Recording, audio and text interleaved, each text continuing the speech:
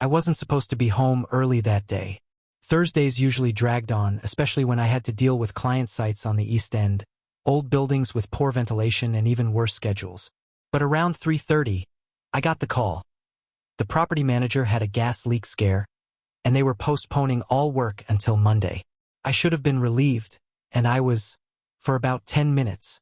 Enough time to decide I'd stop by the market, pick up a bottle of wine, some salmon, and make dinner for Jane. Something normal, something nice. By the time I reached our building, the sky had turned that late autumn gray.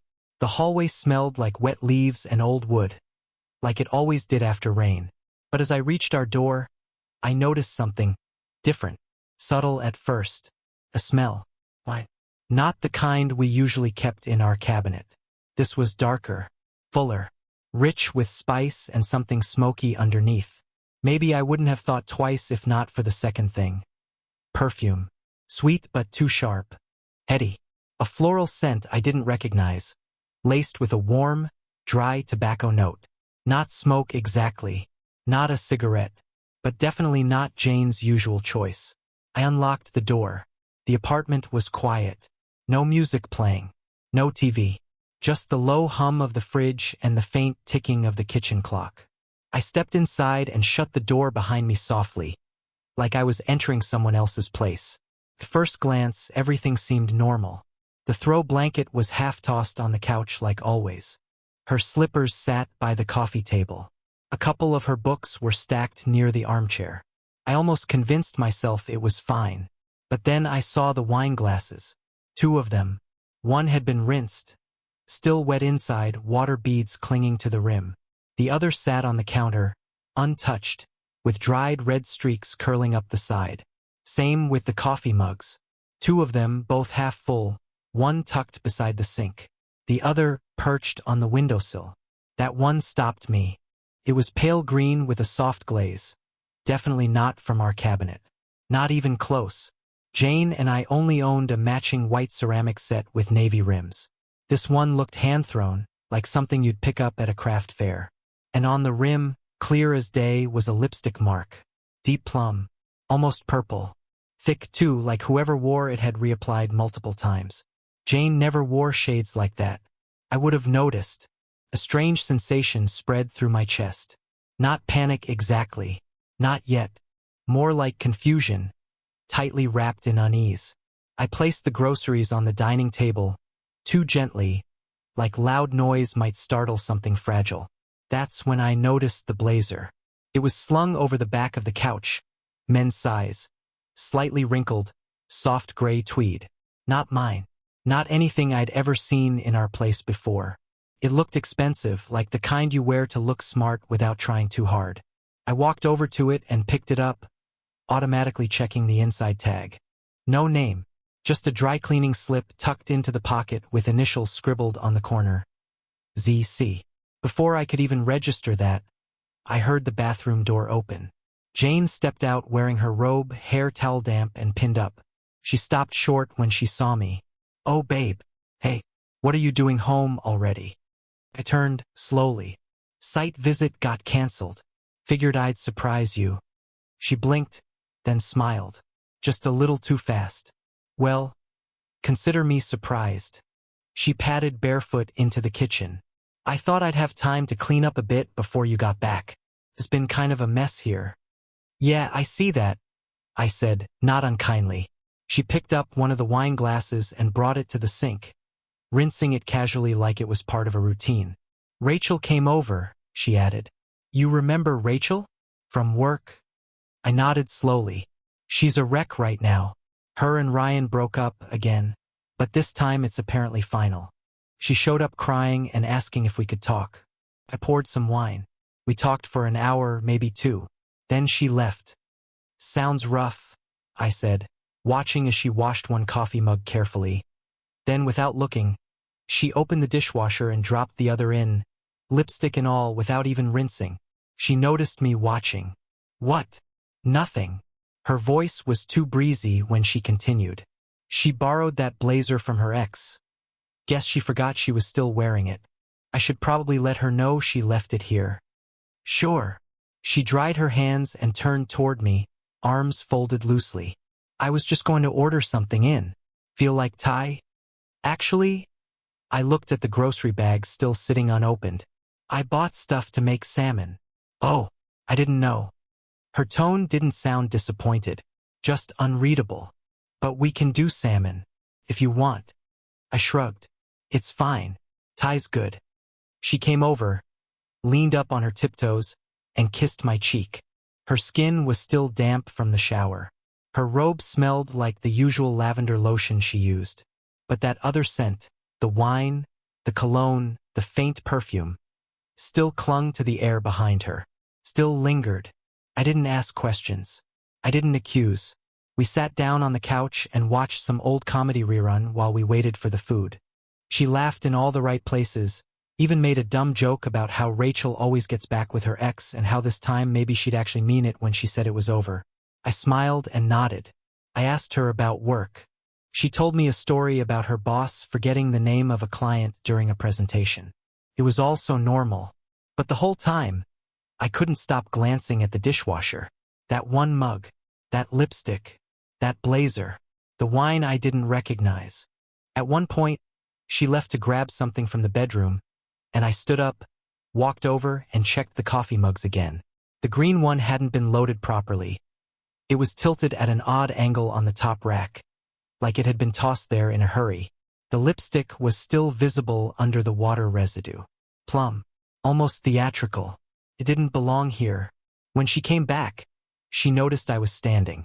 You okay? Yeah, I said, clearing my throat. Just remembered I left my work phone in the car. Oh, you're not on call tonight, are you? No, just forgot to bring it in. She nodded, seemingly satisfied, and plopped down on the couch again. I stepped out onto the balcony, phone in hand, pretending to check notifications, but I wasn't really looking. I just needed air, needed to reset. The cool breeze helped. Out there, in the dark, I told myself maybe I was overthinking. Maybe Rachel did show up out of the blue. Maybe she really had been crying, and Jane just did the friend thing. Gave her wine, made coffee, let her vent, and didn't think twice about the mess left behind. But then again, Jane never drank red wine unless we were eating pasta, and she hated anything with a smoky aftertaste. She said it gave her headaches. And she hated Rachel's ex said he reminded her of every smug finance bro she ever met in college. So why would Rachel show up wearing his blazer? I stood out there for a long time. I didn't want to be the paranoid husband. I didn't want to be the guy who reads into every forgotten mug or unfamiliar scent like it's evidence in a courtroom. But something had shifted in me that night. Something quiet, like the sound a door makes just before it starts to close. I didn't bring it up the next day, or the one after that. Jane didn't mention Rachel again, and I didn't ask. But something inside me had shifted, quietly, like a floorboard loosening under the carpet. That night with the lipstick mug and unfamiliar wine wasn't explosive, but it was the beginning of a slow unraveling. The kind you don't feel until the threads are already pooling around your feet. I started noticing things. Or maybe, to be fair, I started paying attention to things I used to ignore. For years, Jane and I had a rhythm. Not perfect, not cinematic, but real, familiar. We left our phones charging in the kitchen overnight. We shared calendars. We grocery shopped together on Sundays. She'd borrow my hoodies. I'd steal her socks when I ran out of clean ones. Little things. But lately, her phone had become off-limits. She'd always been casual with it before. Let it buzz on the counter while we cooked. Left it in the car when we went out for walks. Now she took it everywhere. Bathroom, bedroom, balcony. And she never left it face up anymore. Always screen down. Even while we watched TV together. One night, she was in the kitchen making tea when a text lit up her screen. I wasn't trying to snoop.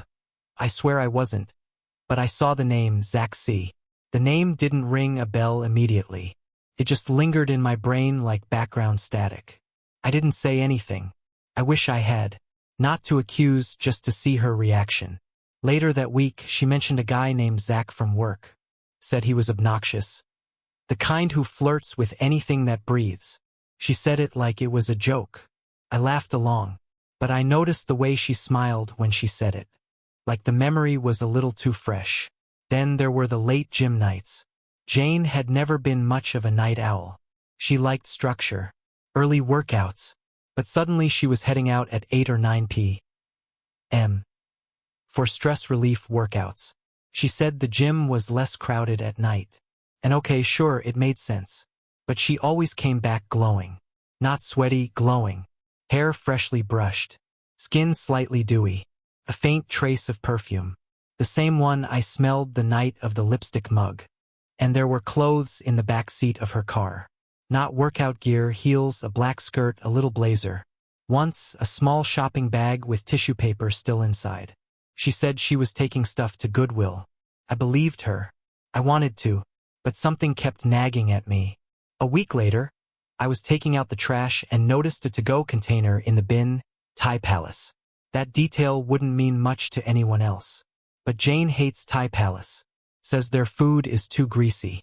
We'd gotten into a whole argument once because I kept ordering from there.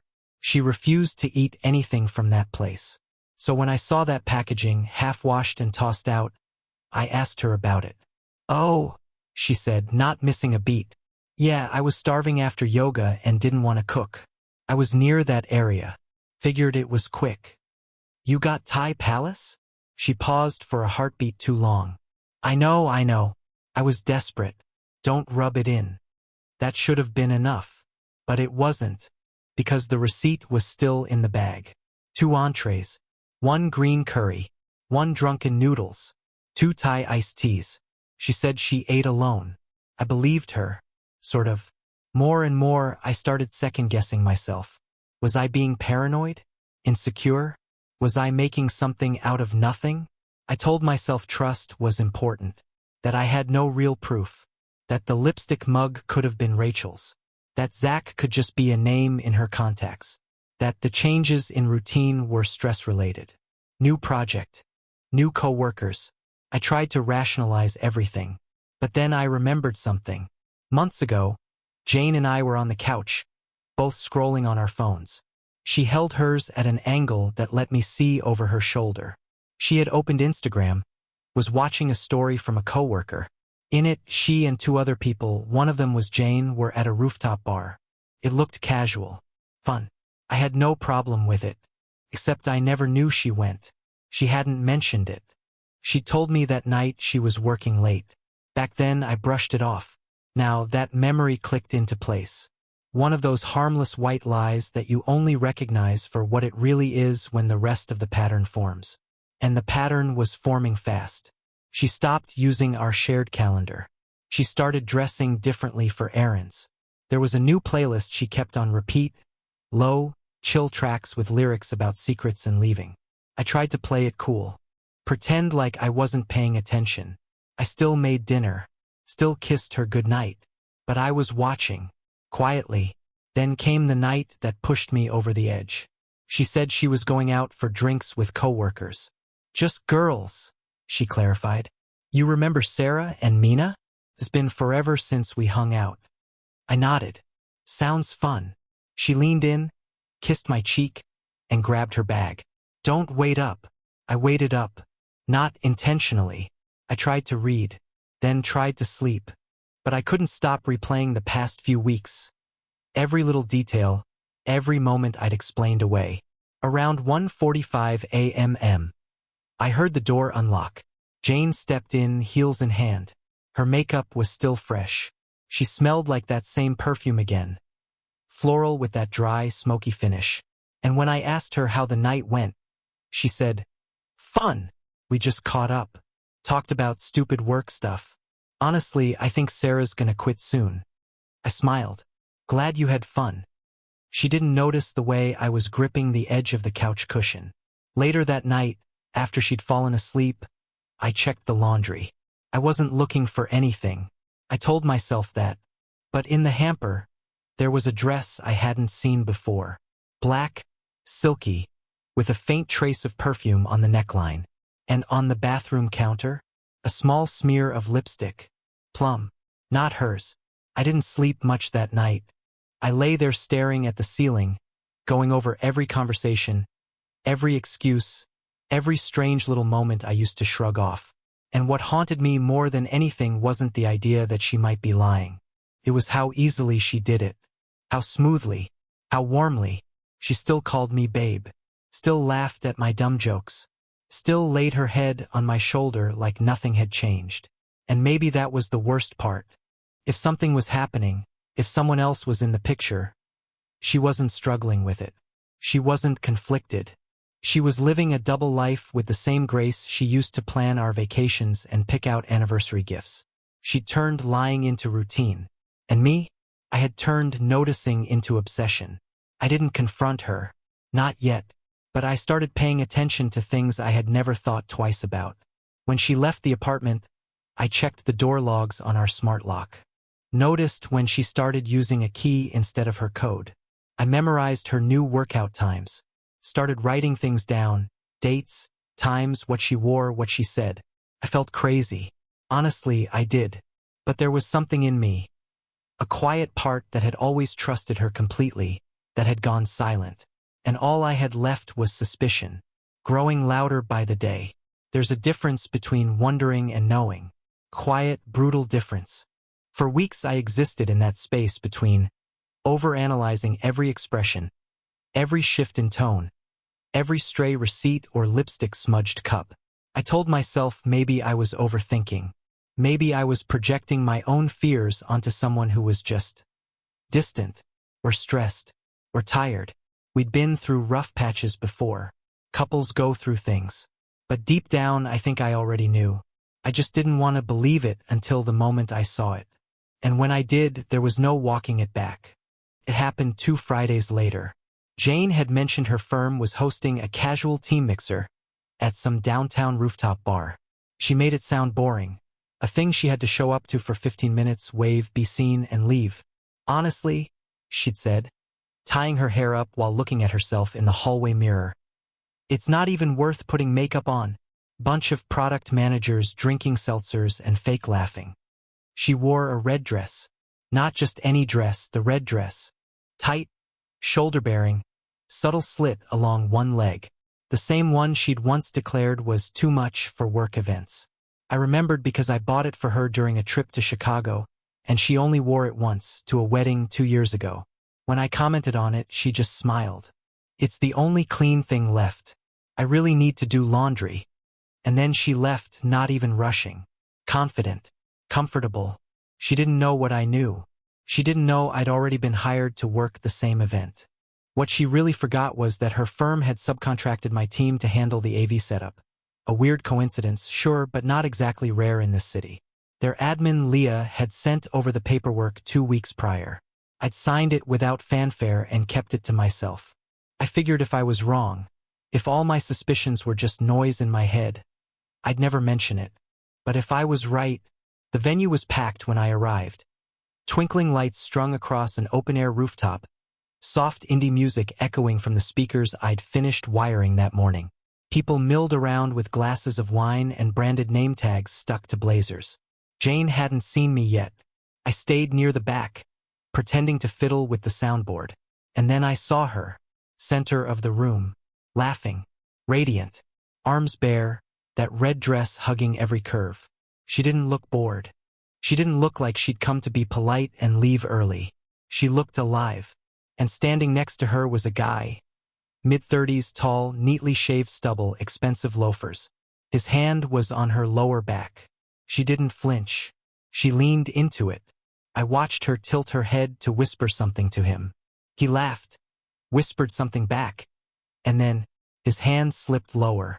Not hidden, not discreet, just confident, like it had been there before. She smiled, and then she started dancing. Right there, in the middle of a semi-professional corporate event, swaying to some lo-fi cover of a Fleetwood Mac song. Her hands up, hair falling a little loose. The guy, Zach, I now realized, followed her rhythm, standing behind her, their bodies way too close. She turned, pressed her forehead briefly against his. Her eyes fluttered shut. She looked like she belonged there, like she wanted to be nowhere else. And then something surreal happened. One of her coworkers walked up, a younger woman I'd seen at a previous install, and asked her something. I couldn't hear it over the music, but Jane laughed and said, "Oh, he hates parties like this. He's probably at home watching one of his boring shows." She was talking about me. I was 10 feet away from her, and she knew. Her eyes passed over me once, maybe twice. She didn't flinch, didn't look guilty, just kept dancing. I stood still, hands clenched behind the mixer. My chest felt hollow, not angry, not broken, just stripped bare. The thing is, you imagine a moment like that being loud, dramatic, like you'd storm in, point fingers, demand answers. But I didn't move. I didn't speak. I just stood there and watched as my wife lied to a room full of people, with a man's hands on her like I'd stopped existing. I left before the song ended. I didn't pack up the equipment, didn't say goodbye.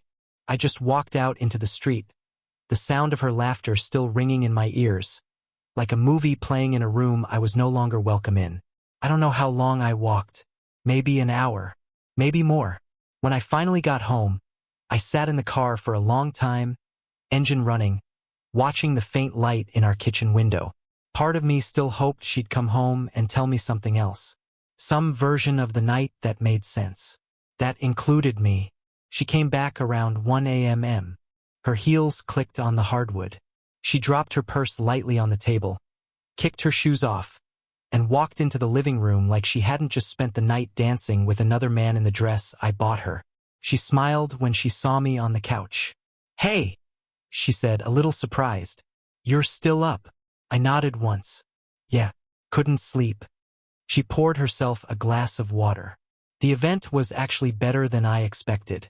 Zach made me laugh so hard I cried." She laughed again, like the memory was still fresh. "I know I complain about him, but he's honestly harmless. You'd probably get along if you actually met him." I stared at her. She didn't flinch. "You hungry?" she asked. "I can make eggs or something." "No, I'm good." She came over and kissed my forehead. I let her. Then she walked off to the bedroom and disappeared behind the door. I sat there in the dim light, trying to decide if I should say something. Start the conversation that would blow everything open. But I didn't, because in that moment I wasn't ready. Not yet. It wasn't about cowardice. It was about control. If she could play a role, so could I. If she wanted a stage, I could build one bigger. So instead, I stood up, walked to the kitchen, and poured myself a glass of wine. From a bottle I actually recognized.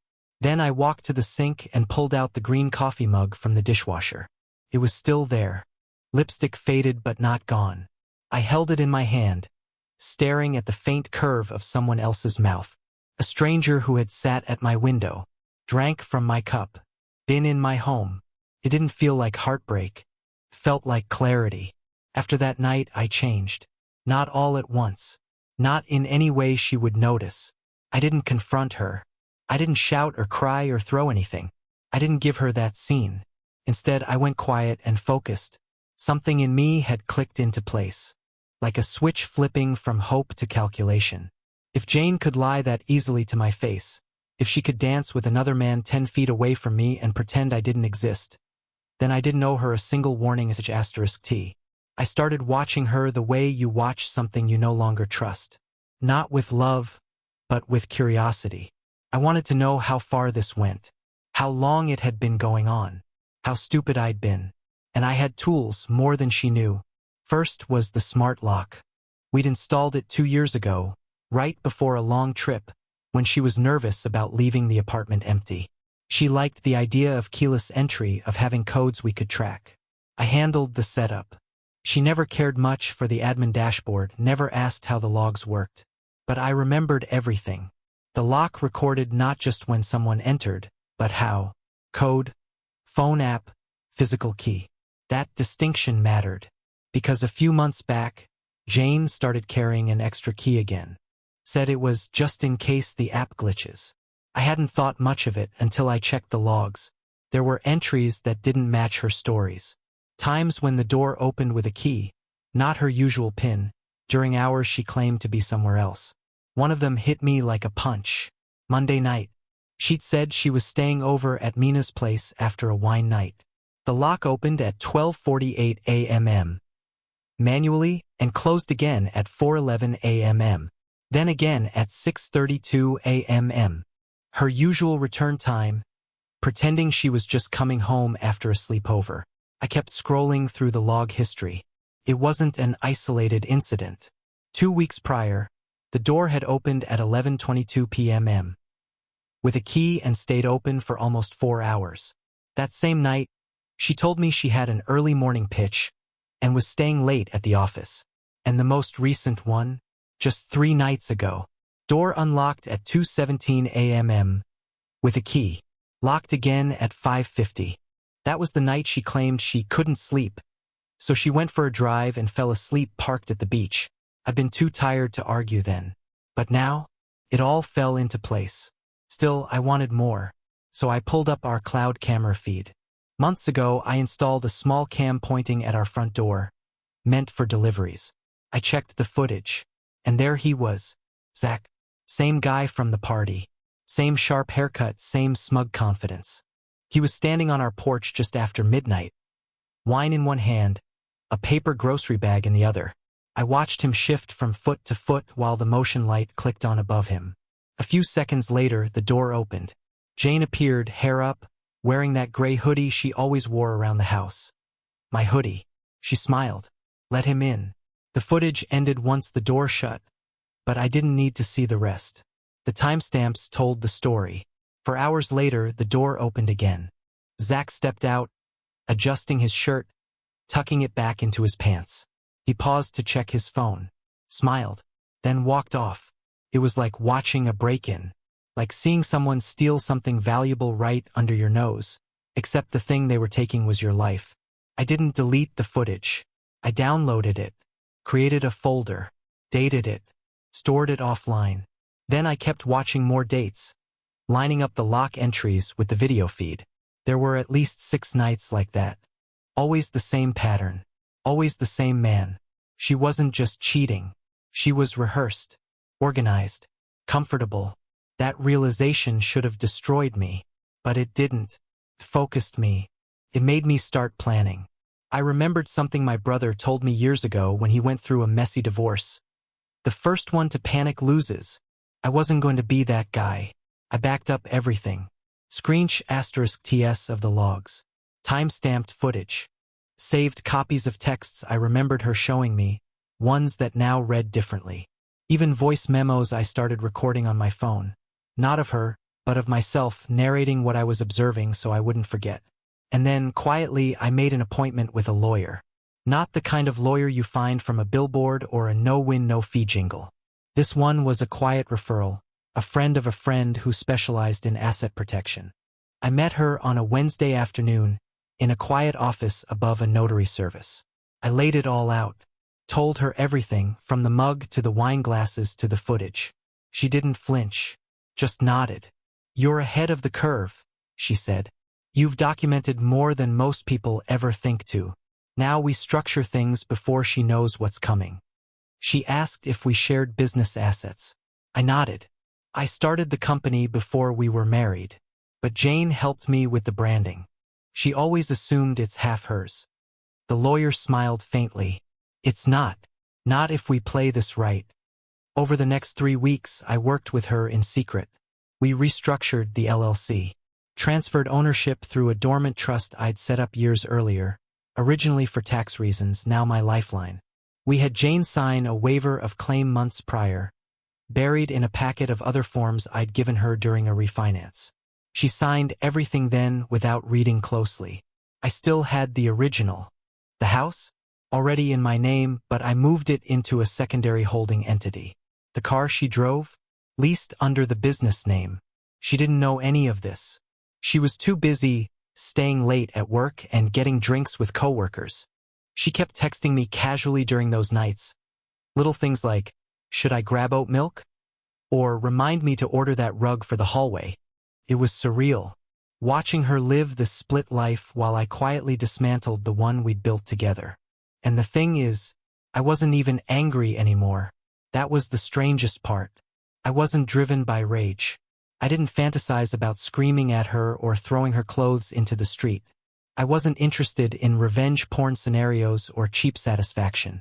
I wanted precision. She made a decision. Over and over again. And now I was making mine. I still smiled when she got home. Still kissed her goodnight. Still helped her fix the bedroom blinds when they stuck. But behind the scenes, I was finishing the final phase of preparation. I added up everything I'd done, the contracts, the footage, the logs, the statements. My lawyer called it clean, undeniable, and silent. Silent was what I wanted. Because the longer Jane thought everything was fine, the less she'd fight when the truth landed. She had no idea. None. In fact, one night she even asked if Zach could borrow my power drill. "I think he's moving," she said, like it was nothing. I stared at her across the kitchen island, trying not to laugh. "Sure," I said. "He can borrow it any time." She smiled, kissed me on the cheek, and went back to scrolling her phone. And I stood there, already 3 steps ahead. Already done playing. Already gone. By the time Jane started getting suspicious, it was too late. I had already moved the business, the house, the accounts.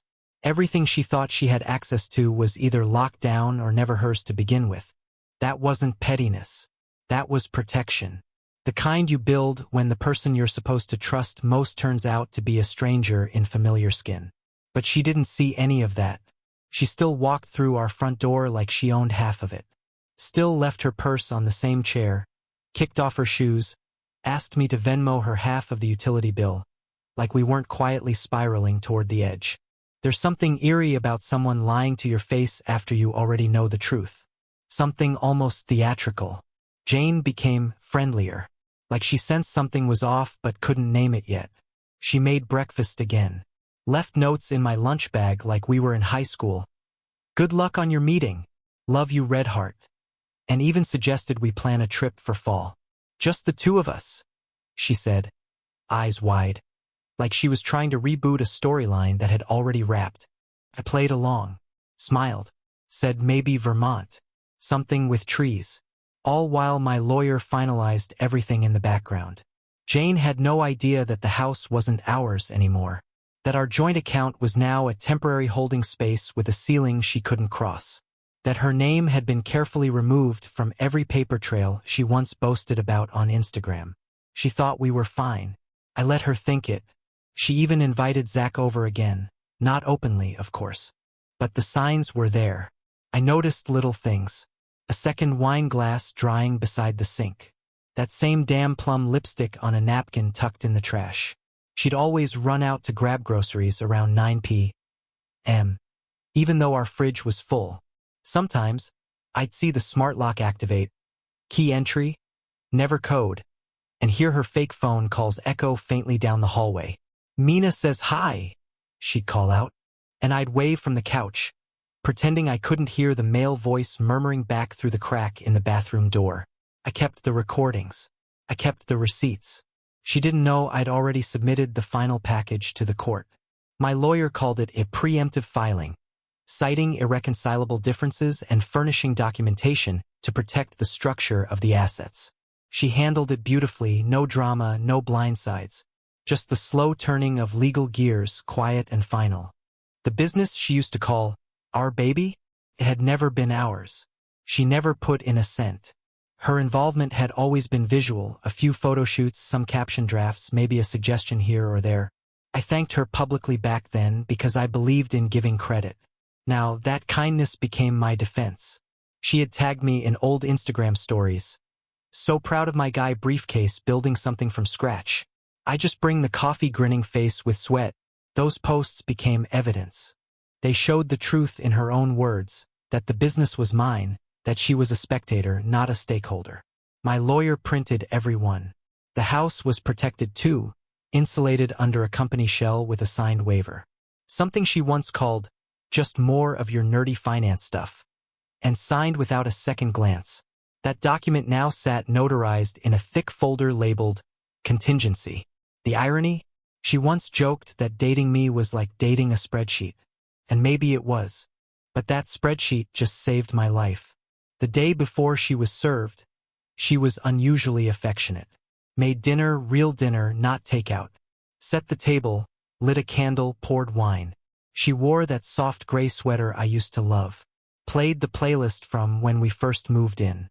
We sat there, fork and knife in hand, cutting into salmon and roasted potatoes like we were something intact.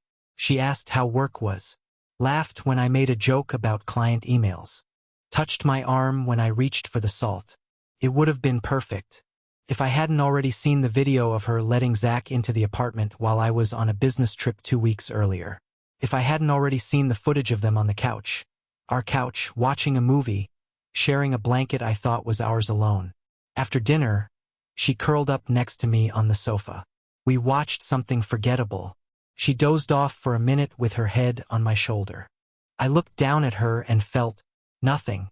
Not anger, not love, just quiet, like staring at an old photo of someone you used to know.